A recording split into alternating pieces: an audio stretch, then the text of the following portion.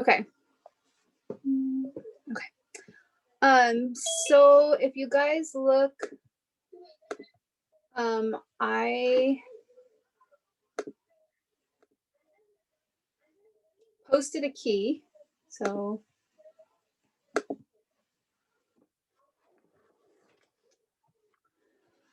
like, for instance, you guys had that prep assignment that was due this past Monday. If you guys didn't get it in, just get it in, as soon as you can. But I did post a key. And again, these are not, I don't have time to grade all these class prep assignments and all these group assignments. Again, you are responsible for your learning. So use these as opportunities to kind of see, what do I know well and what do I need to work on? Okay. There's a key there. So you can look at the key and you can see how you did. Okay. And again, that's on your own time. Okay, great. The group assignment here, the one here, the high energy compounds one, if you guys go in there, I am some of the pages from the workbook. I know you guys don't all have it, but I'm only going to do this in the beginning, but I did link it here. So if you guys don't have the workbook, you can click on this and get a scan of the workbook pages here. Okay. And I changed this due date. It was originally due on Monday, but I changed it to Wednesday. Okay. I've been pretty flexible like last semester and this semester, just because these are challenging times and people are going through different situations. But again, I changed that due date to today. Okay. I sent an email out if you guys didn't get it. I'm for another class. I will be listening to proposals from 9 o'clock in the morning till 4:30 in the afternoon tomorrow. So I will not be able to go to my office hours tomorrow morning, but I will make that up by being in office hours today from right after class, like at 12:20 to 1:20. Okay. So if you guys want to come by, I won't be around tomorrow, but I'll make it up today. Some of you emailed me about the animations on the Canvas course. They were, you needed Flash, and Adobe no longer supports Flash Player. So those animations no longer work. So I unpublished them, and if I find some more animations, I will put them in there, but that's okay. Dr. Laris? Yes? Just want to let you know, you can find those exact videos on YouTube. Oh, perfect. Okay. Title name, I found them. Okay, perfect. I will look for those links on YouTube, and then that's going to be an easier way to access them. Thank you for letting me know. Also, you guys, I put up here, and so you can see right before class, I was cleaning up. I think this is a little bit better organized, so you guys can see like slides, prep assignments, group assignments. I plan to try to do that each week. We'll see how it goes. However, you guys have a literature assignment that I just made published, so you guys can just see it. On this literature assignment, I'm asking you guys to use the library. I could have linked here to the article, but I want you guys to go through that exercise of looking up a paper based on the reference. And then, you only really have to read the abstract and the introduction of the paper to answer a lot of these questions. And so this is a lit assignment. It's not due until February 22nd, okay, at midnight. So you should have plenty of time to do it. But again, it's just, I told you we're gonna, play a little bit with literature, but yeah, so just let me know if you're having any trouble accessing that article or if there are any issues with that. Okay, questions?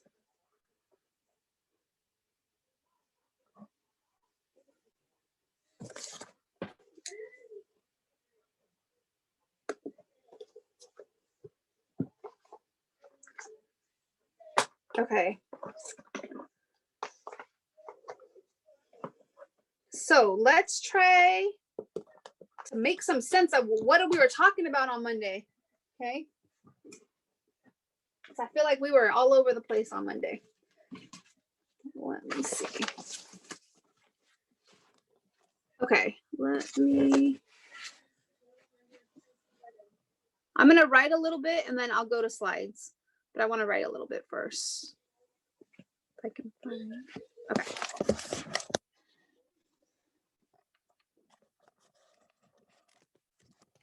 Okay. So we were looking at like that hydrolysis of the ATP, right? So we were looking at like how phosphate groups can transfer from ATP. And then we started talking about the reduction potentials and why, well, you know, that was an interesting transition. Okay. But again, like I said before, all the pathways we look at, there's going to be a flow of electrons. Okay. And if there's a spontaneous flow of electrons, there's energy there and we can use that energy to accomplish work. Okay. And so if you have two species, okay, so two molecules that differ in affinity for electrons, the electrons were going to flow spontaneously. Okay. And there's a force. Okay. So there's the electromotive force. And again, I won't test you on this yet. But when we later on, we'll talk about, you know, the electron transport chain. This becomes really important. Okay. So this is electromotive force. And again, the bigger the difference in the affinity of electrons between two species, the more force there is. Okay. And again, this is something that we can be used, it can accomplish work.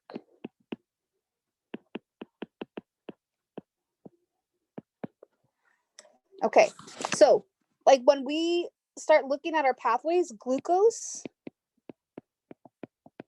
that's a source of electrons.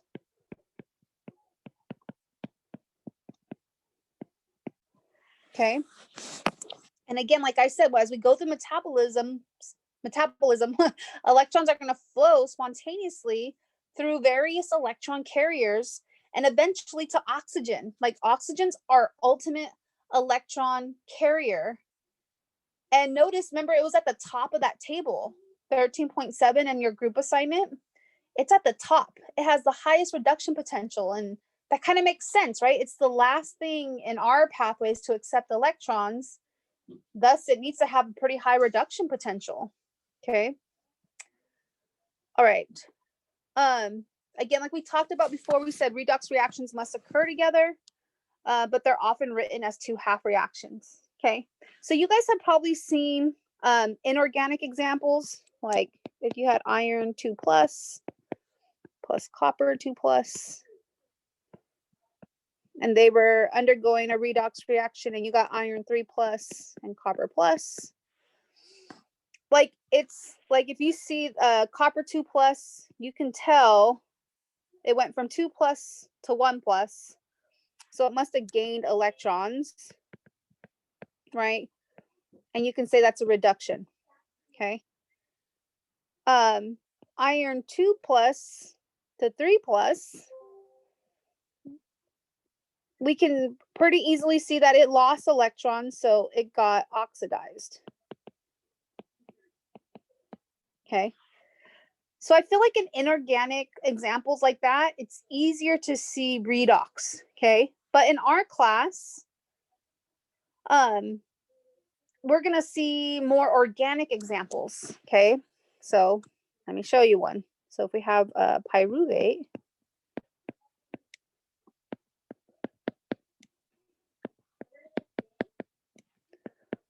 so this is pyruvate plus NADH plus a proton. And pyruvate goes to lactate. This is a process we'll see in fermentation.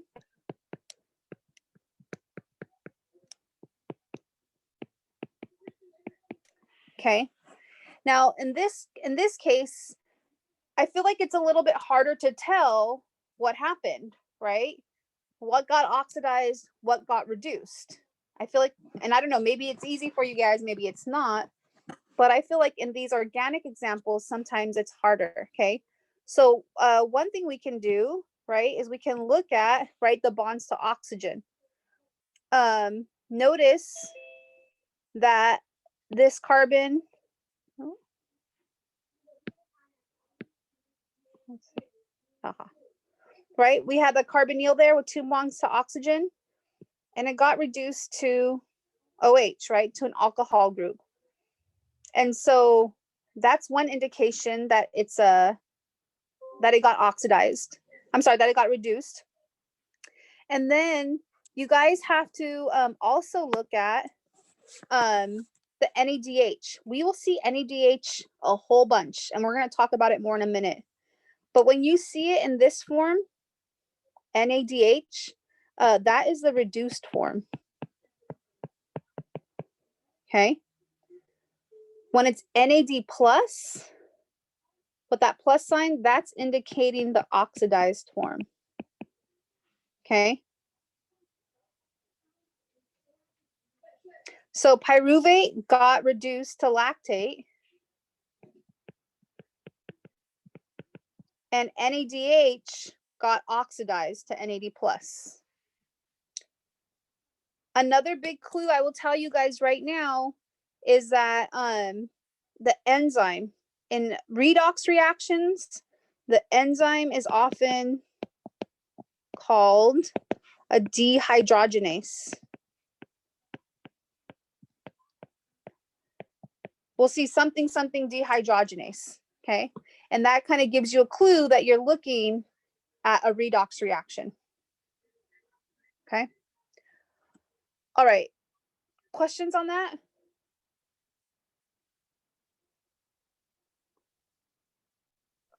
What's the deal with like, so when ADP goes to ATP, is that a redox reaction?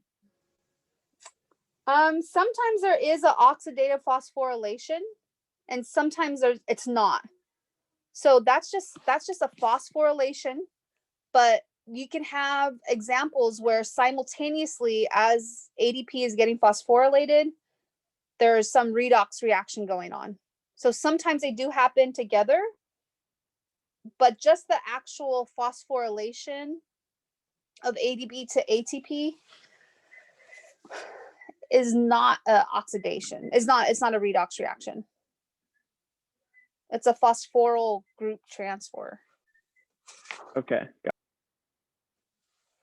So if like, so the sign, so if we have NADH going to NAD plus, that's almost like a dead giveaway that it's like a redox reaction, right? Yes, it is. Okay, but Yeah. it's not the same thing with ADP to ATP or the reverse. It's not like, oh, this is always redox. We usually, when you see ADP and ATP involved in a reaction, it means like, okay, like this is an energy yielding step. If you're making ATP, you're making energy, or it's an energy demanding step if you have to go from ATP to ADP. That's how we usually classify those ones.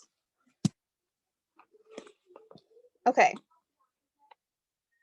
And so again, you guys, so whether electrons are going to flow spontaneously and create this kind of force to accomplish work is going to depend, again, on that relative affinity for the electrons, okay? And remember, that is what is described by that standard reduction potential, okay? So that's what we were looking at on Monday.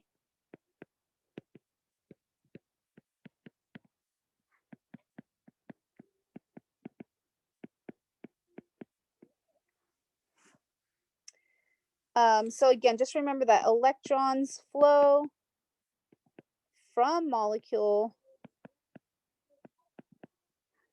with lower reduction potential to the molecule with higher reduction potential. Okay. And again, those are constants. We can look it up in a chart. Now, why do we care? Okay, I'm going to show you, a lot of times in this class, I like to look at the mathematical equations, but I don't really have you guys do calculations on a test. I like to use the equations to understand relationships.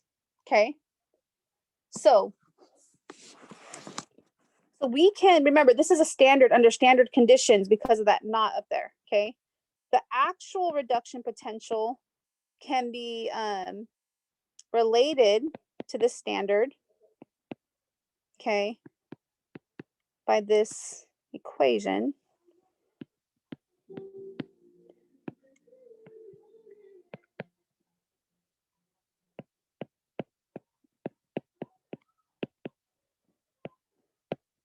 Again, this is not something I'm expecting you to do on a test. It's just it's a relationship. Okay, there's a relationship that relates the standard reduction potential to the actual reduction potential. R is your gas constant, T is your absolute temperature, N is your number of electrons transferred.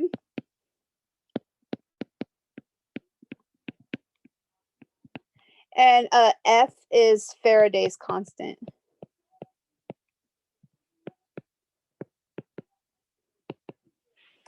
Okay. So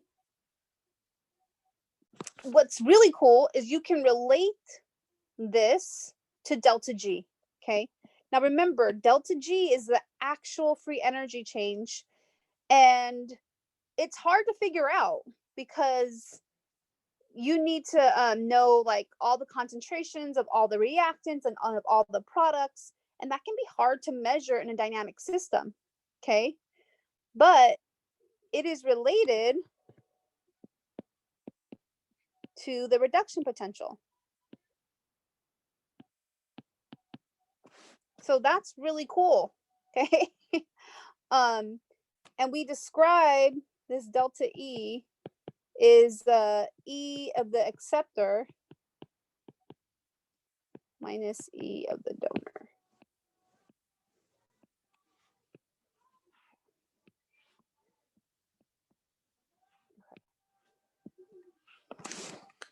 So you can calculate the actual delta G for a redox reaction using the reduction potentials from the table 13.7. Okay. And again, I'm not expecting you guys to do lots of calculations, but I want you to understand the relationships represented by these equations. Okay. And so in the biological reactions we'll look at, we're going to see that electrons get transferred from glucose in a series of redox reactions, which we're going to start looking at today. Okay. And let me.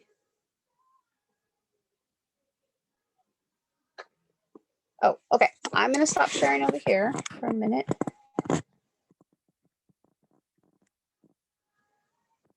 Okay.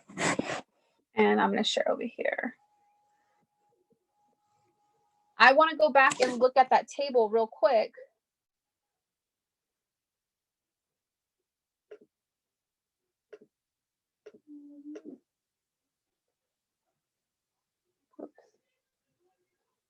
Okay. And if we look at this table, you'll see things like cytochrome A, cytochrome C, cytochrome B, ubiquinone, FAD, okay, NAD. And what you'll see at the end of when we get towards oxidative phosphorylation, that these are kind of the order electrons get transferred within our metabolism. Okay. And like I said, ultimately oxygen is our ultimate electron acceptor. Okay. And notice it has the highest reduction potential. Okay. Questions about that? That was a lot. I know that was fast, but again, I don't want you guys to get too stuck in the calculations. We can practice some of those, but it's not something, again, it's more important that you understand the relationships, okay? That again, there's a spontaneous flow of electrons occurring between molecules that have different affinity for electrons.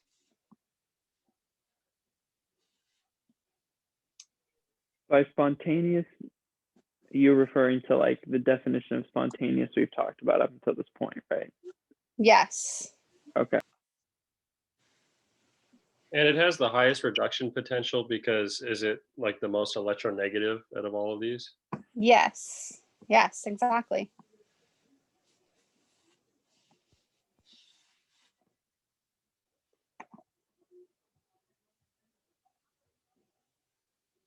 Okay, so one of our common electron carriers that we've talked about is going to be NAD, okay? NAD, and we'll look at, oh, where'd it go? And FAD, here we go, and FAD, okay? So you guys asked about that earlier. When we see that, do we know that a redox reaction is going on? And the answer is yes. Okay, so. Hey, Professor Juarez, so you Yeah. know something's a good electron carrier if it's easily reducible? Is something a good, oh yeah, because if it's easier reducible, yeah. So that's why we kind of need this variety, right? Because we need something that's going to carry the electrons for us, but then it's got to give them up at some point, right? So yeah, so notice our NAD and FAD are pretty low in that table. And yeah, that they're going to be at the start of the electron transport chain. So yeah, that's so it makes them a good carrier because then they'll hand over the electrons, you know, to the complexes of the electron transport chain. But is that a problem with oxygen that it doesn't want to give up the electrons very easily? No, so the oxygen will get reduced to water when it accepts those electrons. And that's kind of we'll see, you know, has consequences for our body.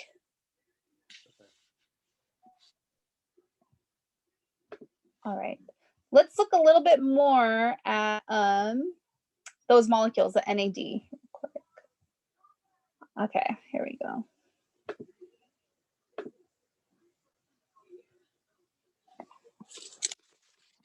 Okay, so NAD is nicotinamide adenine dinucleotide. Okay, and so here's your nicotinamide ring here in pink. Okay, here's the adenine base that you've probably seen from like DNA and RNA in this orange highlighted box here. It's attached to this ribose ring. Okay, it has this phosphate groups attached to another ribose ring, and again, that's that nicotinamide ring. Okay, if it's NADP, that just means there's an extra phosphate group at this 2' hydroxyl group down here. Okay, it's this nicotinamide ring that allows for NAD to act as an electron carrier. Okay, and so NAD plus, notice this is NAD plus, it's in its oxidized form. It can accept a hydride molecule, okay, a hydride ion, so 2 electrons, okay, it can accept 2 electrons and it gets reduced to NADH, okay, or NADPH if it's the phosphorylated one, okay. Okay, so again, the NAD plus indicates that the molecule is oxidized. NADH indicates that it's reduced. Notice that it has this plus, but there's 1 plus charge here, and there's 2 minus charges on these phosphate groups.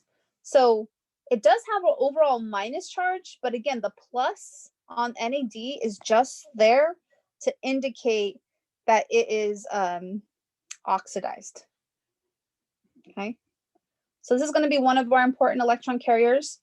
One really neat thing about NAD, and anyone taking 441, chemistry 441, sometimes they use this to their advantage, is you can monitor a reaction by looking spectrophotometrically at NADH or NAD, because noticed in red is the oxidized spectrum. In blue is the reduced spectrum. So notice there's an extra maxima at 340 nanometers when it gets reduced. So sometimes you can monitor an enzyme activity by looking at 340 nanometers to see, you know, either an increase of absorbance there or a decrease. Okay. So again, I don't plan on testing on that. It's just a very useful if anyone's studying an enzyme that involves NAD. Okay. Dr. Laris, do Yeah. you want us to kind of know the structure of NAD, like be able to draw it or recognize it on an exam, or is it like? I don't usually typically ask people to draw structures on an exam. Okay. Yeah, I just, again, I want to emphasize the plus is oxidized and H is reduced. Okay. But for the people who like to see structures, there's a structure and you can kind of see how it works. Other questions? What's the distinguishment between, I mean, obviously I know structurally what's the distinguishment between NAD and NADP, because one of them has the extra phosphate group. Yeah. But like, are those are used in different processes in the body, right? Yeah, and it could just be, like, so different enzymes may have developed, and some are specific for NAD, and that's kind of the most common we'll see, but sometimes it's NADP. So it's just kind of depends, you know, and sometimes enzymes can use either one. Okay, got it. Another interesting thing about NAD that I didn't mention was that it is usually not tightly associated with the enzyme, okay? So it's diffusible, which is different from FAD, okay? So FAD is flavin mononucleotide. Oh, I'm sorry, that's FMN. So there's different flavin cofactors. So I don't know if you guys have ever been in a seminar and someone's talking about a flavin protein, okay? And so that just means that that they have this FAD or FMN for the electron carrier. And these are tightly bound to proteins, okay? So they're tightly bound to proteins. Usually you get your flavins from riboflavin, so that's an important vitamin. We usually don't have trouble getting that in our diet though, okay? Another interesting thing about flavins, let me zoom in on this a little bit, is that they can accept 1 or 2 electrons, okay, to form the semiquinone intermediate, okay, or be fully reduced to FADH2 or FMNH2. Okay, so that go ahead. So the FMN is like, it's not always associated. I'm just confused on this distinction between FMN and FAD. So FAD has, again, this adenine base here with a ribose ring, phosphate groups, and then attached to this isoallohexene ring, okay? And this is the ring that's going to help carry electrons. FMN does not have this bottom portion. So you see where this red dotted line is? FMN only has this. And honestly, in our discussions this semester, we won't see very much FMN. We mostly will see FAD. But the FAD, it has the FMN in it, right? Yes, it does. And then in addition, it has this phosphate group, a ribose ring, and the adenine base. Can the adenine, flavin? Flavin. Adenine dinucleotide. So just that part below the pink line, can that accept electrons on its own? Typically not. This adenine is considered a base, and so usually it can accept a proton, you know. Okay. But it's not typically seen to accept electrons. Okay, got it. All right, thank you. Okay. So Yeah. what function does that bottom part give it then, compared to just the FMN? Yeah, that's a good question. I'm not sure. I'm not sure why, why did nature choose to put these in there? Maybe it's similar because this is so similar to our DNA and RNA. And so some flavins have their, this part of their molecule, some flavin proteins, they're covalently linked to this part of the electron carrier. So it might be involved in, the covalent bond to the active site of an enzyme. And what impact does it have that it's tightly bound to proteins instead of that it's diffusely bound? So we'll see that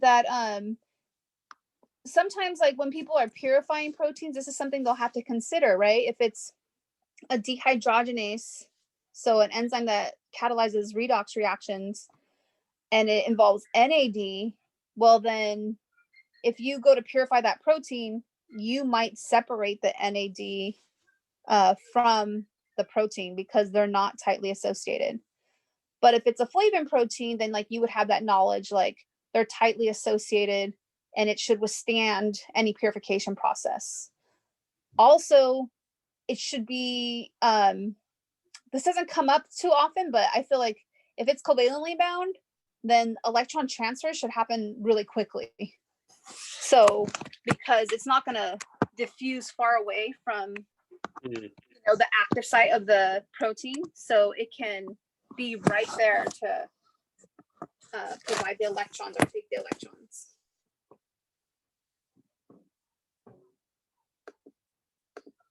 All right. Other questions?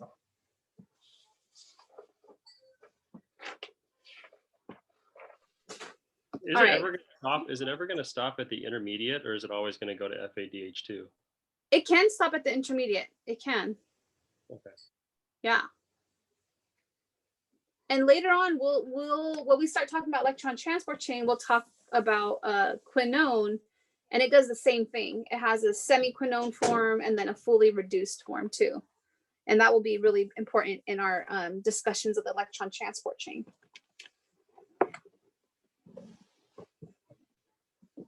All right. Okay. So, let's see. We're at 11:33.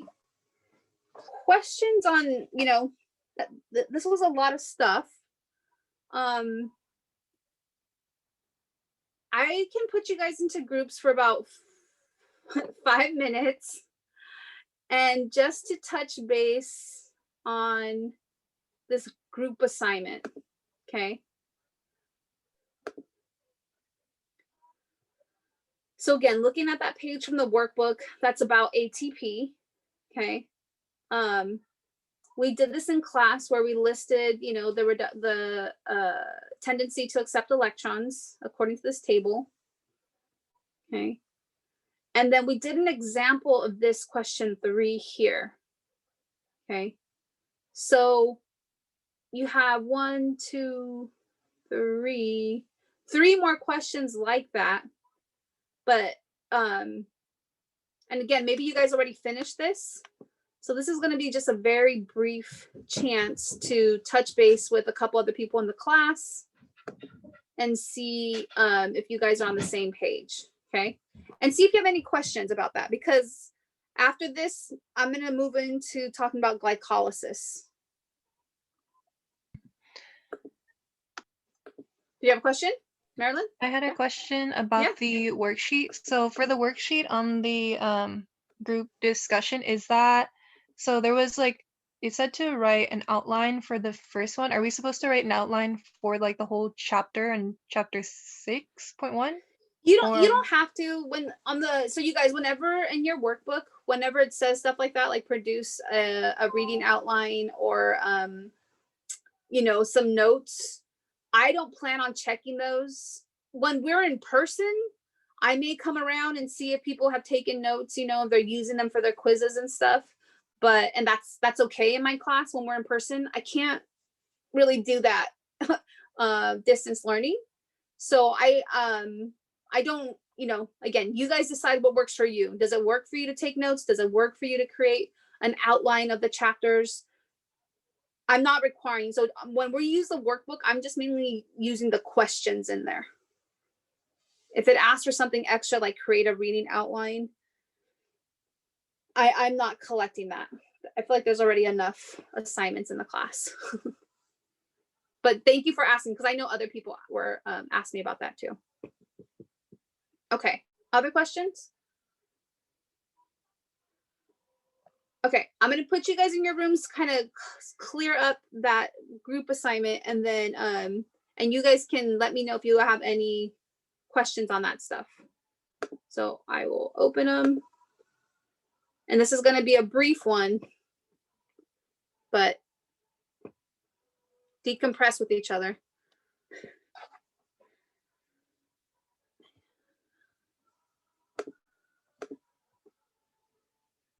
Was there any questions that came out of your discussions? I do have a question because I wanted to clarify when you kind of sum up those two reactions and you get a negative number, that kind of indicates that it's not expected to go in the forward direction. Exactly. Yes. Okay. Got it. And that's, again, remember, that can be a little tricky because negative delta G, then it goes in the forward reaction. But for reduction potential, we want it to be overall positive to go in the forward direction as written.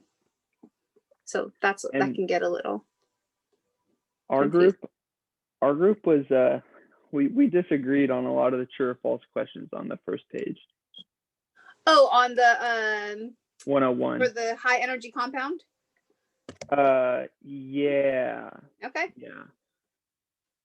Oh, I do plan on I can put up a key. Is there anyone you guys want to look at right now? I will put up a key too, so you guys can all look at it. But is there any that you were like just really curious to know about? I mean, I guess if we knew the answer on 3, then we could also kind of infer the answer on 1 and 2. Okay. Let me look at them.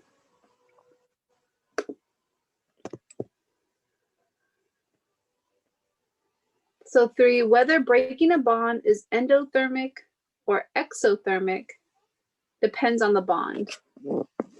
And so whether breaking a bond is endothermic. Okay, so this is, what'd you guys think? What'd you guys think? I thought it was true. How come you thought it was true? Well, I mean, I'm thinking about this in terms of all the energy or reaction coordinate diagrams I've seen. And like, I feel like there's lots of instances where like we're breaking bonds and it's still, you know, like the products are in higher, you know, energy than the reactants. But I mean, I guess that's also breaking and making bonds. So I guess most reactions are breaking and making bonds. I don't know.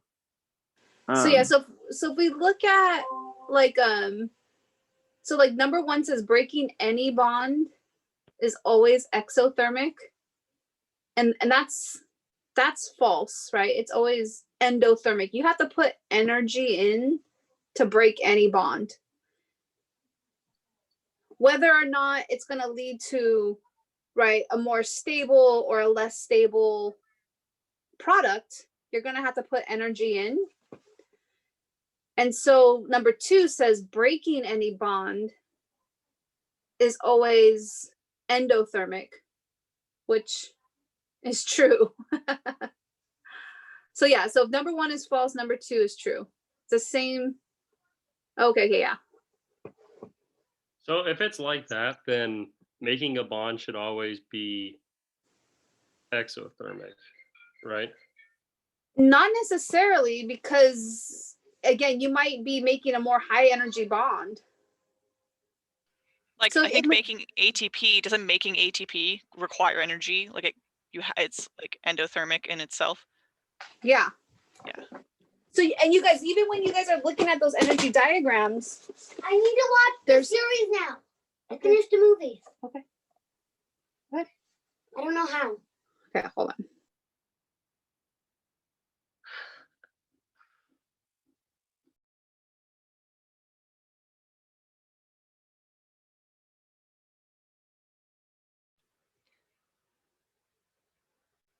Okay. All right, so when you think about those energy diagrams, there's always like a hump, right? The activation energy. A certain, whether overall it's exothermic or endothermic, there's some energy that has to go in to even get that reaction started. Okay. And now whether, again, sometimes your products end up being more higher in energy, like when you make ATP. And so, yeah, so even more energy had to go in, or they end up being lower in energy, meaning energy was given off. There's always a hump to build or to make the bond. There's always that activation energy, right? Yeah. That little hill you got to get over. So it's going to be endothermic and exothermic? Well, it's going to be endothermic to break a bond, to have a reaction go. You always have to put energy in. Now, at the end, you can't say is the overall reaction exothermic or endothermic. That's going to be specific to the reactants and products involved. But for making a bond, you also have to, I know you have to go over the energy hump, but that also depends on the reaction you're doing as well. Yes. Yes. Okay. Yeah. Okay. All right, you guys. Okay, so we are going to transition to discussing glycolysis. So let me share. Oh, we got some chats going on here.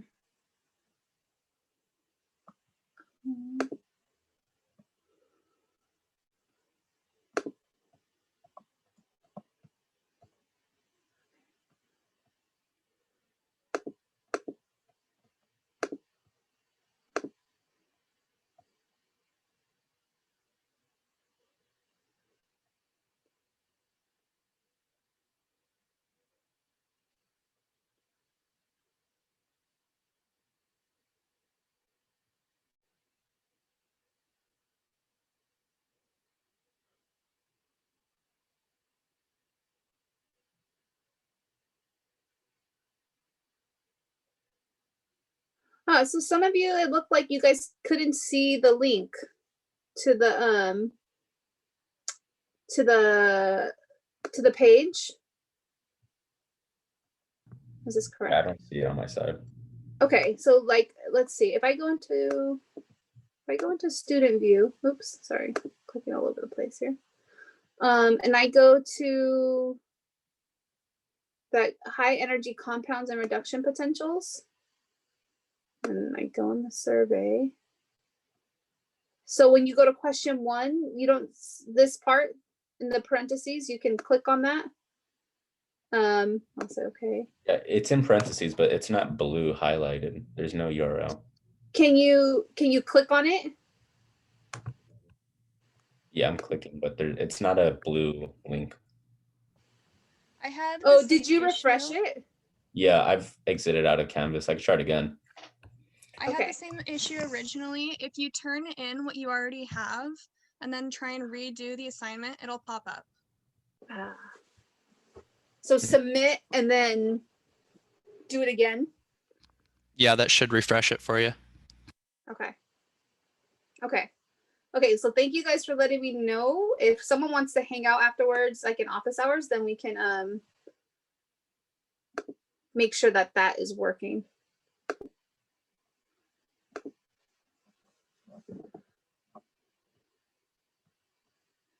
Interesting.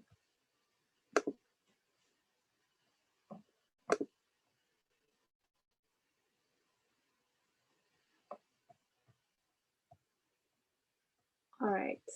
All right, you guys. So we are going to get started on glycolysis. And so look at the word glycolysis, glycolysis. Okay. So we know lysis means like to break. And in this case, glyco is like sugar. So we're breaking glucose. We're splitting a sugar here. Okay. With glycolysis. So this is an overall, and we're going to look at each step in more detail, but this is just giving you like a big picture. Okay. So some things to notice is we start here with glucose. Okay. It's a 6-carbon molecule. At the end, through a series of 10 steps, okay, we end up with 2 pyruvates, which is a 3-carbon molecule, okay? This is a central pathway of glucose breakdown, okay? This is a catabolic pathway. This is a breaking down, okay? Okay, and so you guys, evolution has conserved the chemistry of this reaction sequence from yeast to spinach to humans, okay? So this reaction sequence has been conserved, again, from like yeast to spinach to humans, okay? So I want you guys to think about, you know, why is that, you know, what's the significance behind that, right? That the chemistry of the reactions in glycolysis have been completely conserved, and the enzymes of this pathway are similar in amino acid sequence and 3D structure, again, throughout several types of organisms.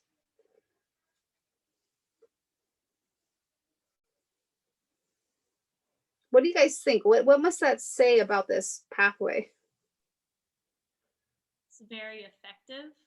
It's effective, right? It must work pretty well, right? It must work pretty well if it has been conserved through evolution for so long. It's efficient, yeah. So it's efficient. It's an efficient way to split sugar. Okay, so just I hope we have some appreciation for that there. Usually when talking about glycolysis, it's split into 2 phases. Okay, the first phase is called the preparatory phase, and in this preparatory phase, again, you start with glucose. Here's the structure here. Okay, and we phosphorylate glucose at carbon 6. Okay, so the hydroxy group gets phosphorylated. And you guys, this is something that's going to help keep glucose inside our cells. Okay, this is going to get really important when we start talking about regulation, but this is going to, we're not any better than spinach, that's right. No. And so when you phosphorylate something, it helps keep it inside the cell. Okay, so that's the first step here. Okay. Then we take our phosphorylated glucose and there it undergoes that isomerization that we seen earlier, isomerization to fructose, okay? And what that's gonna do is it's gonna move, again, I don't know if you guys remember this about reducing sugars, but these ring structures can open and close. So this is a ring form. It can also have a straight chain form. And right now there's a carbonyl on carbon 1 when it's in its straight chain form. I know you can't see it here in this picture, but if you go back in the slides we looked at from our last module, it shows you the open chain form. And by going from glucose, 6-carbon ring, to fructose, a 5-carbon ring, you've moved the position of the carbonyl to carbon 2. Okay, so then that's going to allow for this bond to break between carbons 3 and 4. Okay. Oh, I'm sorry. And before the bond breaks, though, notice it got phosphorylated again at carbon 1. Okay. Also notice that ATP was the donor for that phosphate group. Okay. ATP donated phosphate group up here in step 1 and in step 3. Okay. And the reason it needs to phosphorylate is because in the next step, we're going to split the molecule.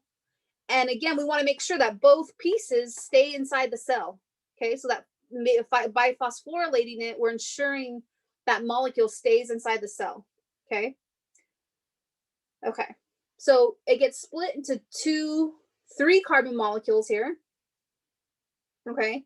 One is glycerolaldehyde 3-phosphate, which is often abbreviated GAP, so GAP. And the other one is dihydroxyacetone phosphate, which is often abbreviated DHAP. Okay. So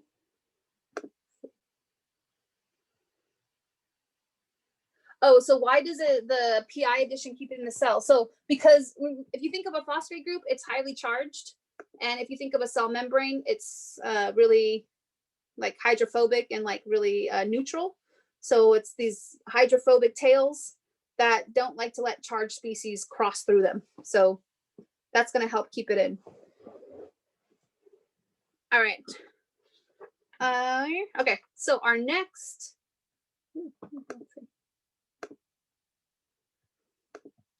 Okay, so the second half of glycolysis is this payoff phase, okay? And so the glyceraldehyde 3-phosphate, notice it's in purple here. That's what's going to continue to go through the glycolysis, okay? So the dihydroxy acetone phosphate, that will undergo an isomerization to glyceraldehyde 3-phosphate, okay? So DHAP isomerizes to GAP. And then as we proceed, notice there's a 2 here in parentheses, 2 glyceraldehyde 3-phosphate molecules, okay, are proceeding. And notice in this step, right, they are interacting, right, with NAD+. Okay, so we got a couple things going on here. And again, we'll look at this in more detail, okay? But that GAP is going to be oxidized. We can see NAD+ is getting reduced. We're going from NAD+ to NADH, okay? It's also getting phosphorylated. Notice this time ATP is not the donor of the phosphate group, okay, just an inorganic phosphate. So now our GAP has 2 phosphate groups on it, okay. Notice the name of the enzyme is a dehydrogenase. Remember we said those are the enzymes that are usually help us realize that a redox reaction is going on. All right, and our next step, this is why it's called the payoff phase, is because then we transfer that phosphate group to ADP and we form ATP molecules. Now notice that there's 2s in all next to all these reactions, because from one glucose molecule, we get 2 glyceraldehyde phosphates that are going through this process, okay? So we transfer phosphate to ADP, get ATP, yay, okay? And then we go through kind of another isomerization. So we move the phosphate group. Then we go through a dehydration, we remove a water molecule, okay? We can talk about why that happens too. And then we're gonna transfer that other phosphate group to ADP and produce 2 more ATP, okay? So it's another payoff phase. Whenever we form ATP, we are producing, it's energy yielding, okay? So overall for glycolysis, it has a delta G, a standard delta G of negative 85 kilojoules per mole, okay? We get a net of 2 ATP, and it's a net of 2 because we get 4 in the payoff phase, but remember we had to invest 2 up here in the preparatory phase. So overall we get 2 ATP. We also get 2 NADH molecules, okay? All the intermediates are phosphorylated, notice. And again, that's gonna help keep it inside the cell. Okay, questions? So you want us to know all the steps of this and all the reactions of how it goes from one step to the next? Yeah, and we are gonna look at each step in even more detail. Okay. We're just getting introduced to glycolysis here. Okay. We're gonna spend quite a long time on glycolysis. And again, like I said before, like I don't ask a question like, what's step 6 of glycolysis? That doesn't tend to be one of my questions. And I used to say, don't memorize the pathways. But when I've asked students who've done well, some of them have reported, I did memorize the pathway. And even though you didn't ask us like what step 7 or something is, or write out all of glycolysis, it helped me frame the questions better. They had like a better understanding of the process, so they were able to better understand the questions and answer them. Okay. Other questions?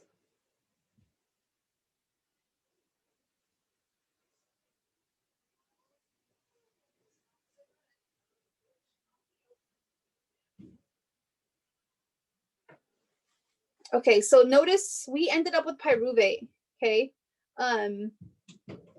So we'll talk a little bit about what happens to this pyruvate. Also notice that on this slide, they're calling these formation of this ATP, they call it substrate level phosphorylation, okay?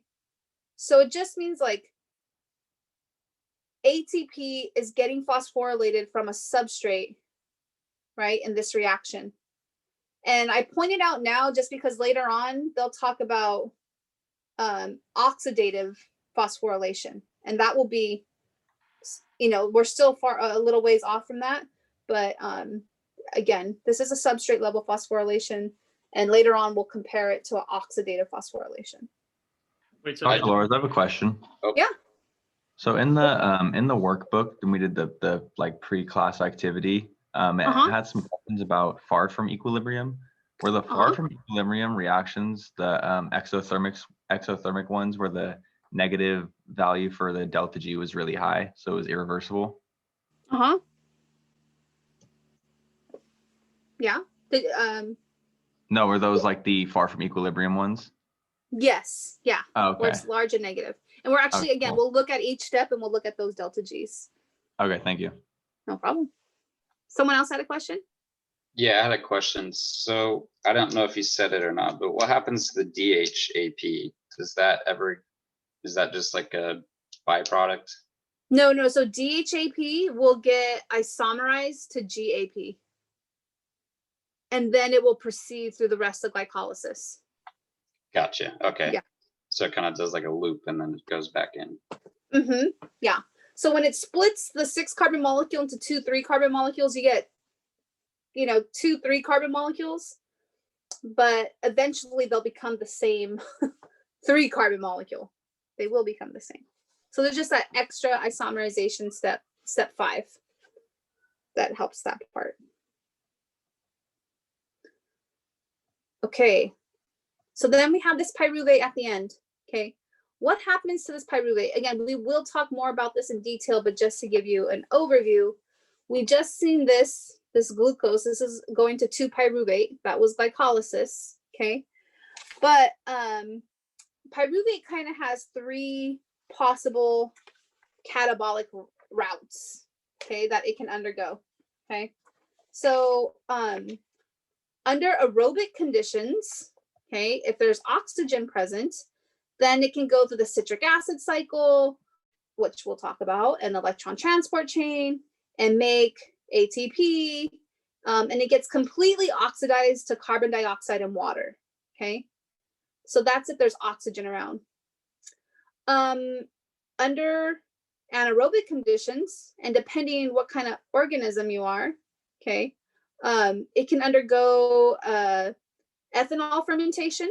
Okay, so this is if you're like yeast.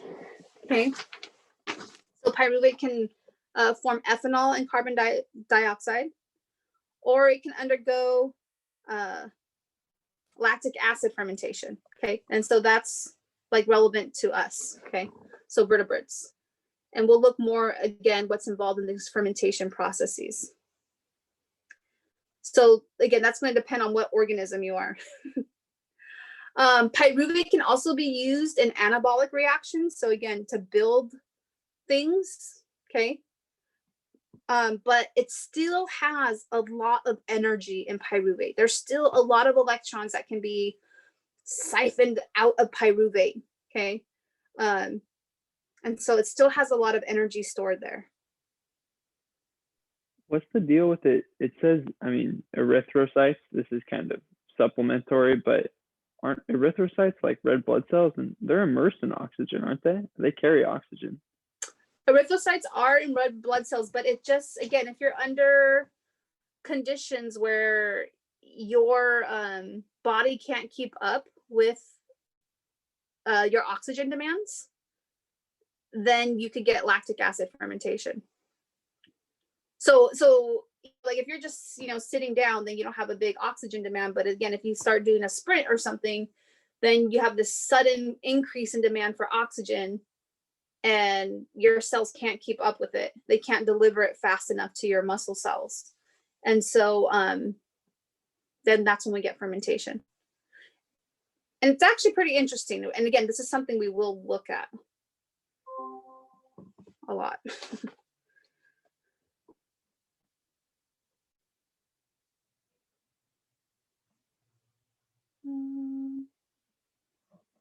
Hold on, let me just make sure. Okay. All right, so let's start looking at these steps in a little bit more detail, okay? So here's our step one, okay? So in step one, we're going from glucose to glucose 6-phosphate, okay? Again, what's the rationale? Why does the cell do this, okay? Again, it traps the glucose inside the cell. This is gonna be important if we're trying to regulate our glucose levels in our blood, because this will help lower glucose concentrations, okay? Notice the name of the enzyme here, hexokinase. So you guys should start to get familiar with like a kinase phosphorylates things, okay? So you should know that a kinase carries out phosphorylation. Also, this step uses up energy, okay? The enzyme is called hexokinase in eukaryotes, okay? It's called glucokinase in prokaryotes, okay? Also in the liver, we'll see there's different isoforms of this enzyme, okay? And so I don't plan on testing you on that. I just don't want to throw you off if you see something referred to as glucokinase versus hexokinase. Notice the delta G for this reaction. No, and this is a standard transformed delta G. It's negative 16.7. Actual delta Gs tend to be even more negative. Okay. So this is thermodynamically favorable. Okay. And again, I hate using the word irreversible. A lot of literature does that, but yes, this would be considered an irreversible step, right? In the organism. We can put it in a tube and make it go backwards. All right. Is this one of the ones that are held far from equilibrium? Yes, it is. And we'll see where we go after we talk about, we'll talk about glycolysis, fermentation, gluconeogenesis, and pentose phosphate pathway. So kind of everything around carbohydrates. And then we'll start to look at regulation. Okay, how are these steps regulated? And hexokinase is one of those steps that gets regulated. There's 3 steps in glycolysis that you'll need to be familiar with for regulation. This is one of them. And yes, yeah. Sorry, I didn't mean to interrupt you. No, you were good. But why is it an irreversible step again? Can you explain that one more time? It's because this delta G is so it's negative, and so like once it's kind of gone, right? If we think about that energy diagram coordinate, once it's gone up and over, there's not enough energy in the cell to make it go backwards. Let me see. Go back up that huge hill there. Yes. Okay. Yeah. I got you. Okay. Okay. Other questions?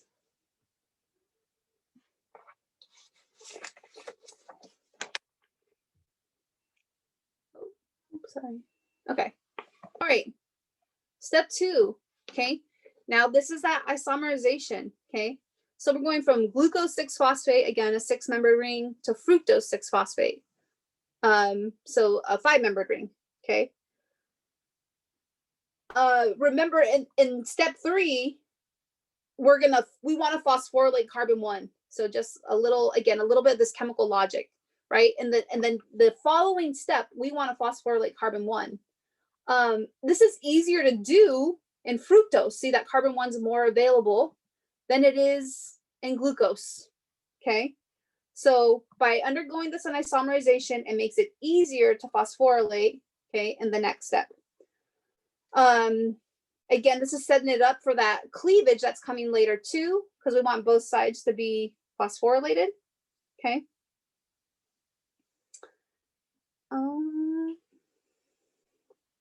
Why do we want these sides to be phosphorylated? It helps keep them in the cell. Oh, so just just having one side phosphorylated? Oh, just like it helps it even more, keep it in the cell? Well, we're preparing, right? Because we're going to split this right down the middle. Oh, okay. Right? I got you. Yeah. Now, and again, this is where that chemical logic comes in, where like maybe I memorize the steps, but if I know I know it's going to eventually get split, and I know it's got to get phosphorylized, you know, well, we got to undergo this isomerization first, so we can phosphorylate it, so we can split it. You know, there's some chemical logic there. So we don't necessarily have to be memorizing everything. But again, often memorization is where you start and then you bring in like these chemical logic, you know, to the table, and it becomes something different than just something you've memorized and then it's out of your brain as soon as you take the final, right? It's like you actually will retain the information. Okay. Dr. Lars, really fast. In the book, it sometimes goes over like super specific mechanism of actions like within these steps. Do you want us to kind of go into that level of detail? Worry about that? No, I will talk about some of the mechanisms. Okay. Yeah, so like this one, you know, it has like a glutamate in the active site of the enzyme, and there's like this acid-base catalysis, right? Some steps I will go over the mechanism, just because I think it's interesting to see. Okay. And some of them I won't. That's good. Thanks. Okay. Yeah. Okay. So notice that this delta G, it's 1.7, it's positive. So it's not exactly, we wouldn't refer to this one as irreversible. And usually the product concentration is kept low, and that helps drive the reaction forward.